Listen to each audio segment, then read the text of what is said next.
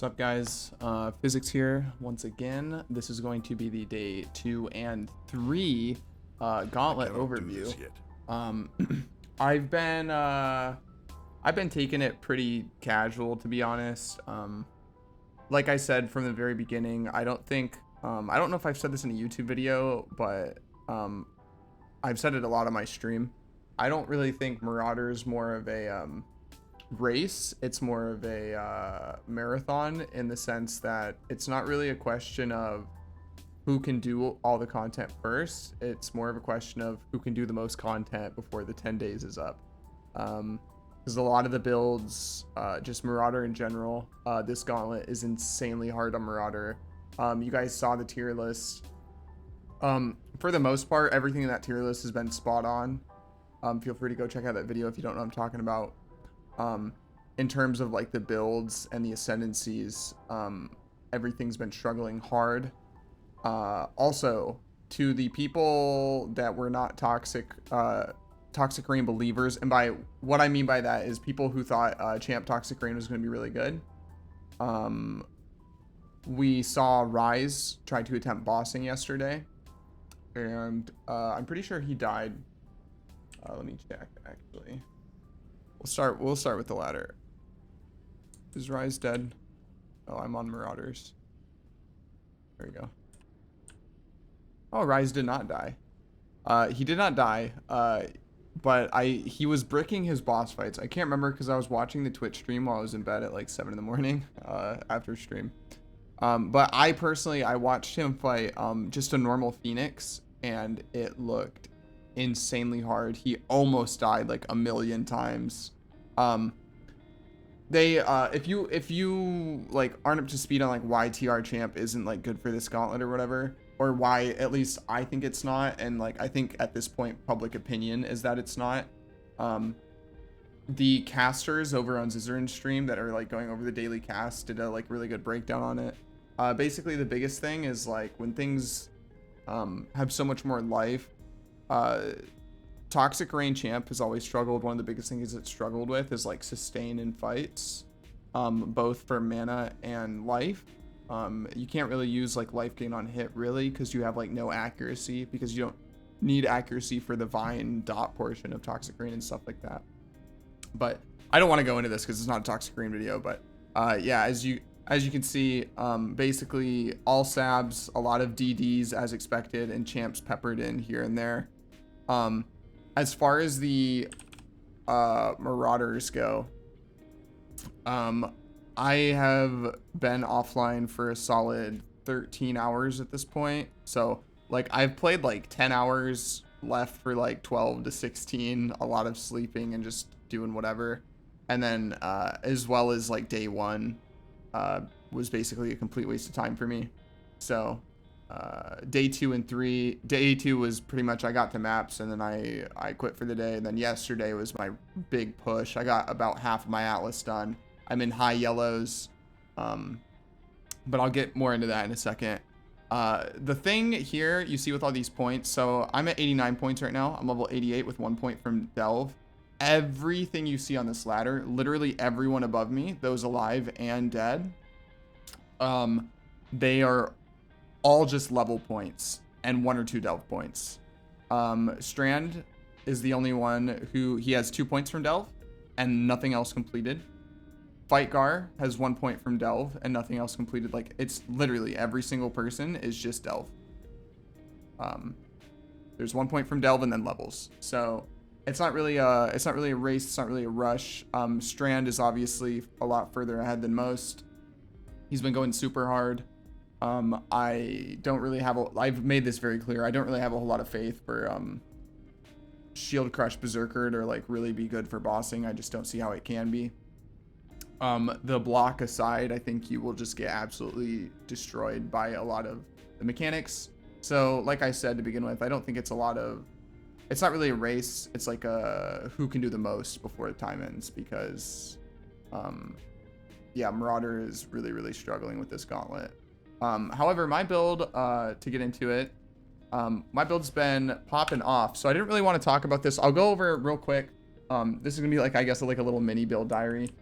changes that I've made to the build and stuff that I've had to kind of adapt on the fly. I cannot do this yet. So my original idea for this gauntlet, I didn't really want to advertise it, not because I was like hiding strats, because I didn't know if it was going to end up just being absolute shit or if it was going to end up being good.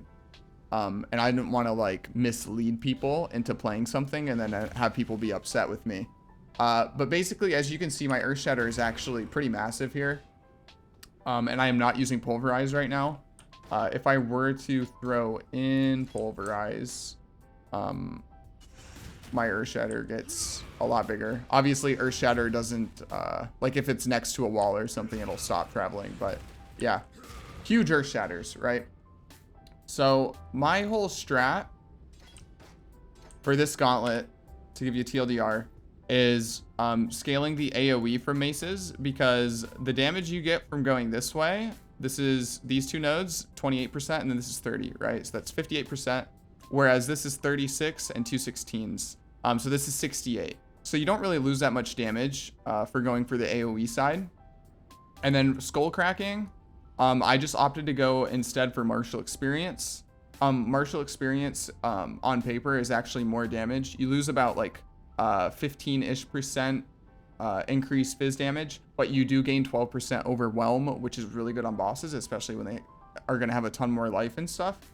Obviously that doesn't change their armor or anything, but just the incremental damage increases. But the biggest reason I wanted to grab it, the extra leech and stuff from martial experience is like, it's nice, I guess, but like literally on this build, you're just like Warcry, Warcry, Warcry, Warcry, you know what I mean? Like you just, and then I take the mastery that heals me 15% every time I Warcry. That combined with 2 enduring cries being popped like every other second, every 3 seconds, 2 seconds.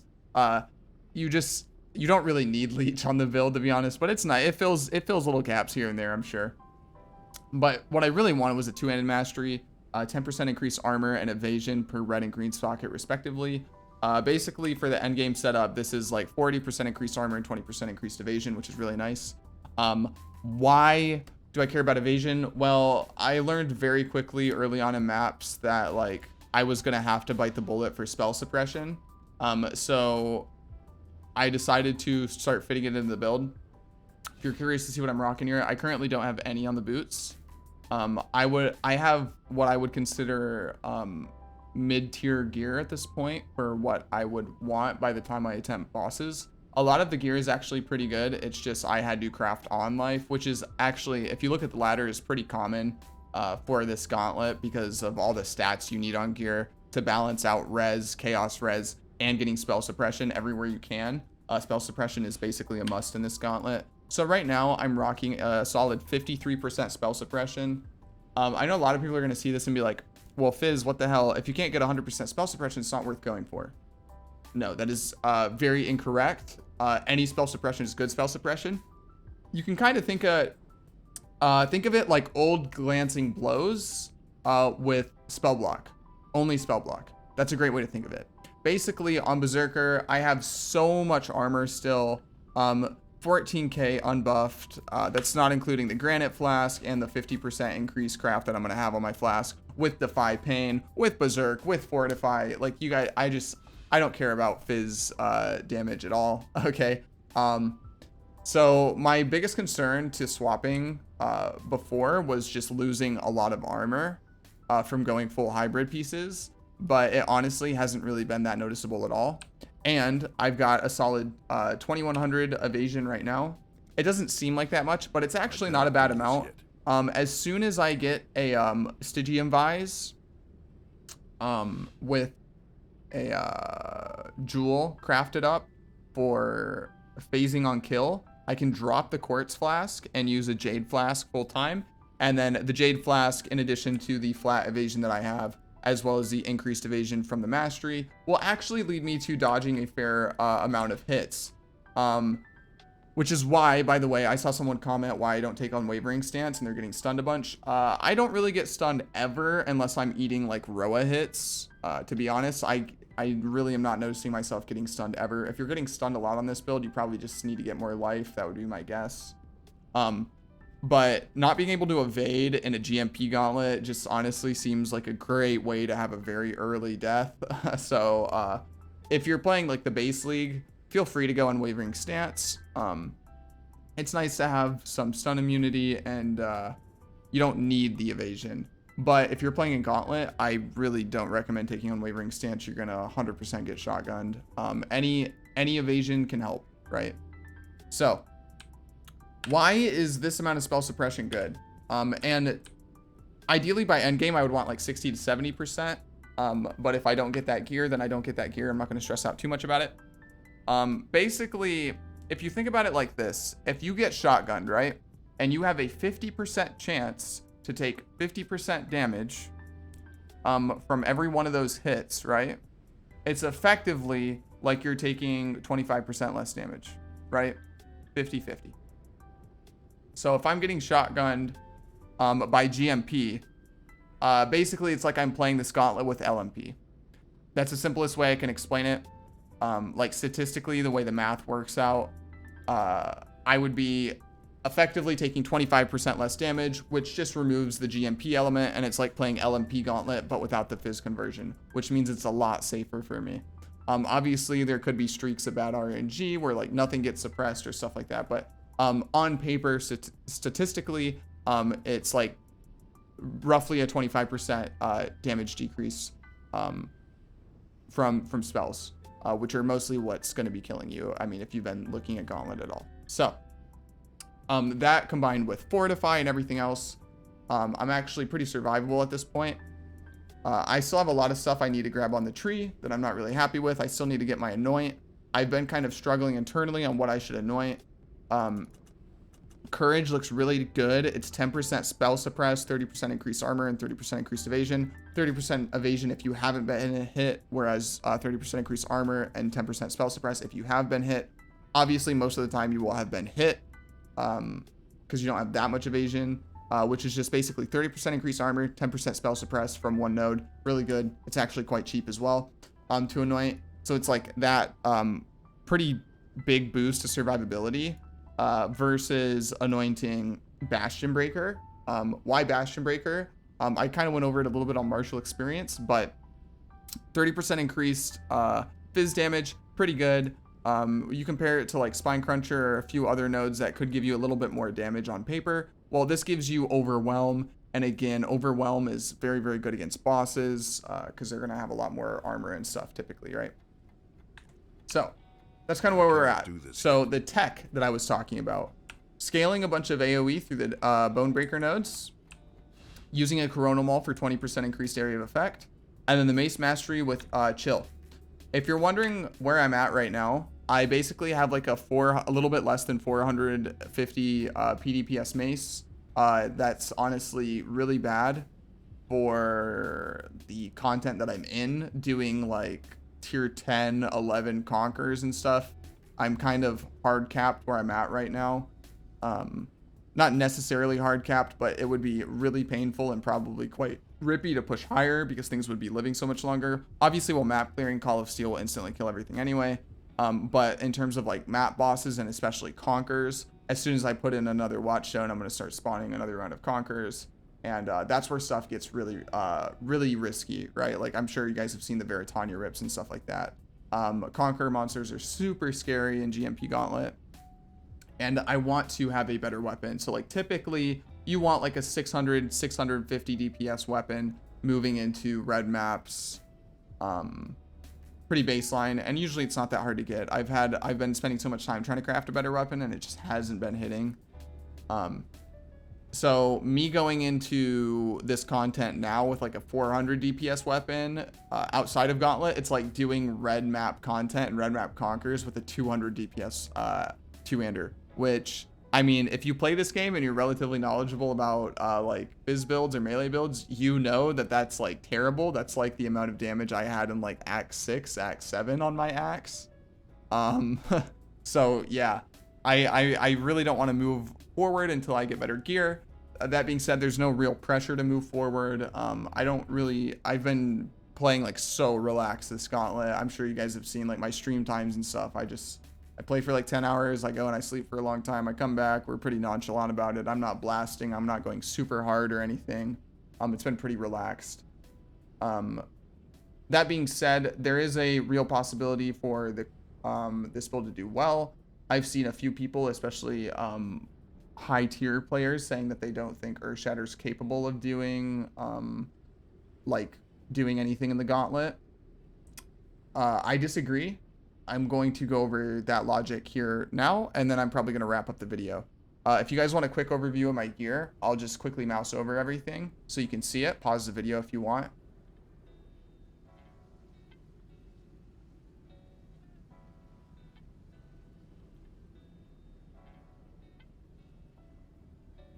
And I have been struggling to get Elrion rings. So I linked Blood Tap with my War Cries and a 5-link in the Mace. That's what the 5-link is. Life Tap with Second Wind and all the War Cries. So that's the gear. So the tech. So people feel comfortable playing Spectral Helix Champion in the Gauntlet, right? It's one of the best builds. I'm not going to deny here that Spectral Helix is going to have more damage than this build. Fine. However, this build, I would say, has the potential to be even safer. Because regardless if I end up using Pulverize or not in the endgame setup for bossing, a lot of it's probably going to come down to how much attack speed I get on my endgame weapon. With all of the AoE, so this idea kind of came to me at Scourge start when I was racing on the ladder. And I had gotten the Coronal Maul and was scaling, I had Pulverized in my links, and I was scaling like Giga AoE to clear super fast, get XP, blah, blah, blah. Well, I expected 10 ways to be really painful, because typically people are like, oh, you want as small AoE as possible for Earthshatter, you want as much overlaps, you need the damage, blah, blah, blah. So I was expecting 10 ways to be really painful with that setup, because I didn't have like bossing stuff ready yet.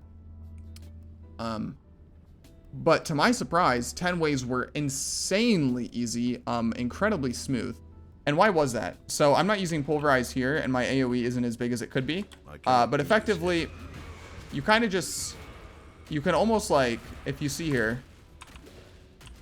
So when you have Berserk up, I can almost like off-screen things with how big the AoE is. And when you get Pulverized, like, this is only level 18. But 33% increased AoE, like you can get massive AoE to the point where you're almost off screening stuff. You don't have to be close to them or interact with them at all. On top of it, with the Mace Mastery for chill, you were getting at least a 20% chill.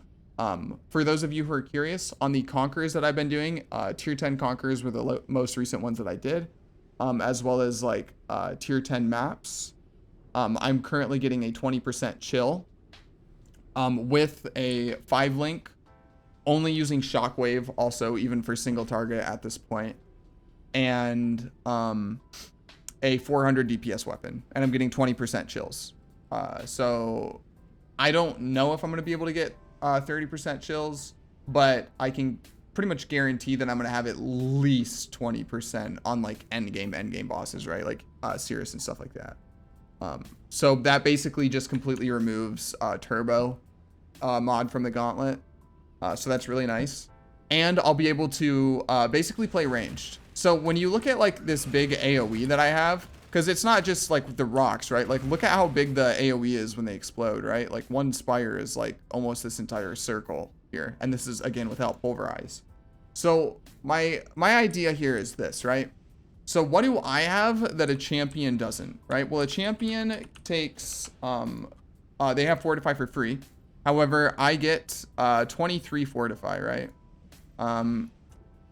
So normally Fortify is 20.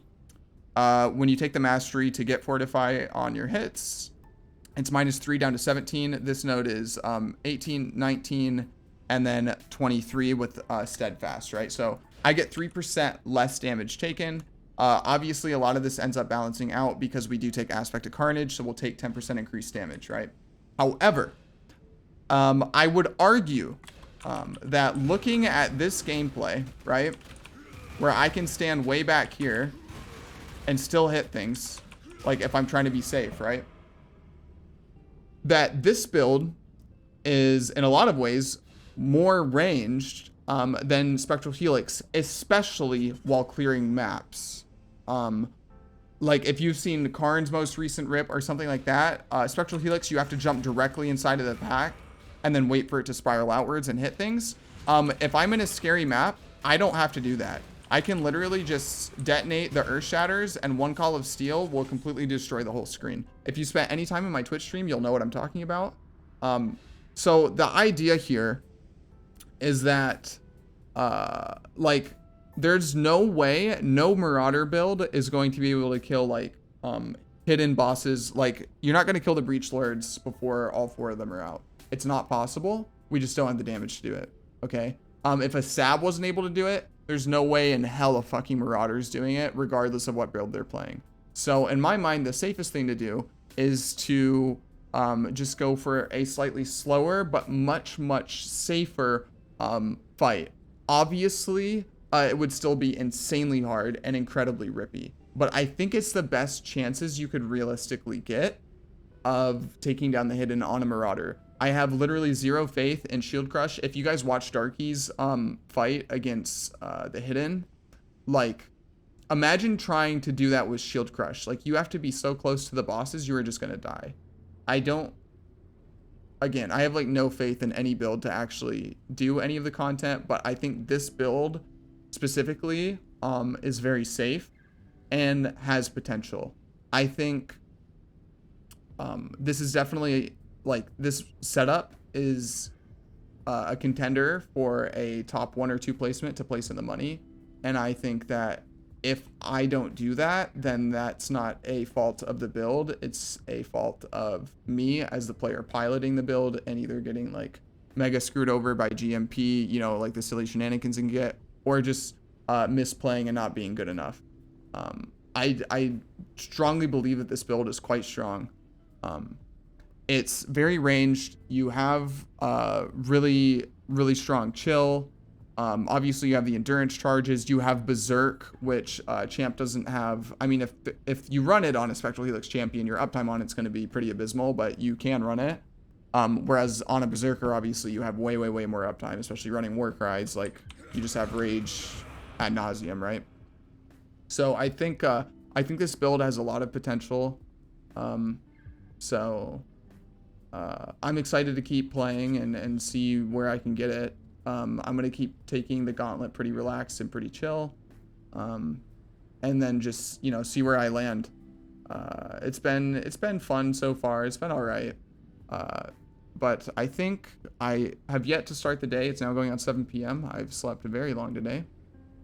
But if you guys have any questions, feel free to throw them down in the comment section below. I'll do my best to answer them. Friendly reminder, I know this was a really long video, but I wanted to go over everything and answer questions and stuff I've seen floating around regarding the, like, me and the build and stuff like that. Yeah, if you have any questions, feel free to throw them down below. And reminder that I will be live on Twitch directly after this video goes up, pushing on this character as he is. Goals for today are to 100% get a better weapon. After that, incrementally improving a few pieces of gear. Basically, everything that I have is pretty much set exactly how I want it. I would just want the life to be implicit on them, or naturally rolled and not bench crafted on. And aside from that, like, I would like a belt with basically what I have here, but like tier 1 life and stuff. And then the item level on all of these pieces is a little low. I could get like another 10 to 15 to 20% ish spell suppression just by doing the exact same thing but on higher item level bases. I also have no spell suppression on my boots, but that's going to be the hardest slot to get them in because of like how crowded the boots are for affixes already. You already need a bunch of resist and move speed and life on your boots. So getting all of that plus spell suppression is going to be really hard. Anyway, hope you guys enjoyed the video. If you did, feel free to leave a like. It helps me out with the algorithm. If you didn't like it, feel free to thumbs it down and tell me what you think I can do better. And if you like the content, please consider subscribing. That also helps me as well. With that said, I'm going to go hop to it. Keep grinding out in the Gauntlet. If you guys are playing in the Gauntlet, I hope you're having fun. Best of luck to everybody. If you die, go again. And that's it, guys. Peace out. Have a good one. Appreciate you.